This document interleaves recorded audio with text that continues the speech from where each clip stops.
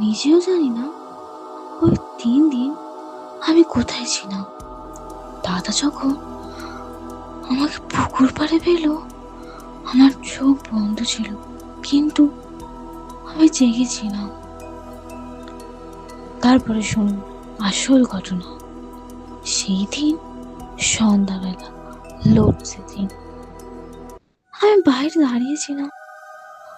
আমাদের বাড়ির পেছনে একটা পুরানো বাস ছাড়া আছে।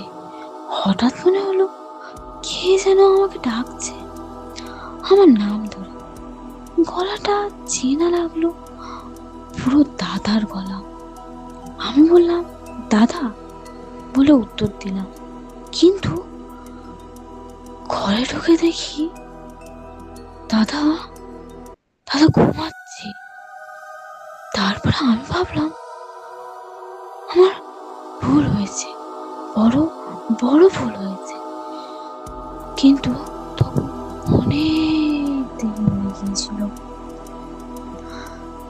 তারপরে 3 দিন বাড়ির কেউ আমাকে খুঁজে পায়নি।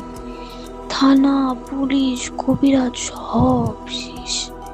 কিন্তু আমি আমি একটা পুরানো মাটির ঘরে শুয়েছিলাম, চোখ বন্ধ, কিন্তু সব শুনতে পাচ্ছি।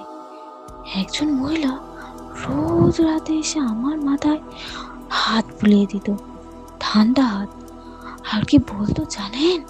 বলতো, ভয় নেই, ভয় নেই, তুই আমার ছেলে। আমি চিৎকার করার চেষ্টা করতাম, কিন্তু আমি পারতাম না, গলা দিয়ে আওয়াজই বের হতো না। তারপর 3 দিন দাদা তারপর 3 দিন হয়ে গেল। তারপরে 3 দিন পরে দাদা স্বপ্ন দেখলো কেউ নাকি তাকে বলছে, পুকুর পাড়ে দেখ। দাদা তাড়াতাড়ি গেল, দেখে আমি কাদা মেখে পুকুর পাড়ে পড়ে আছি, গায়ে সেই পুরানো গামছা। ঘরে ফেরার পর প্রথম কথা আমি বলেছিলাম জানেন? বলেছিলাম, দাদা ও মহিলাটাকে বারণ কর, ও বলছে আমি আর বাড়িতে ফিরতে পারবো না। দাদার হাত পা ঠান্ডা হয়ে গিয়েছিল। তারপরে কি হলো জানেন? তারপরে আজও মাঝে মাঝে রাত 12টার পরে কেউ আমার নাম ধরে ডাকে দাদার গলায়। আমি উত্তর দিই না, তুমিও দিও না। একা চলে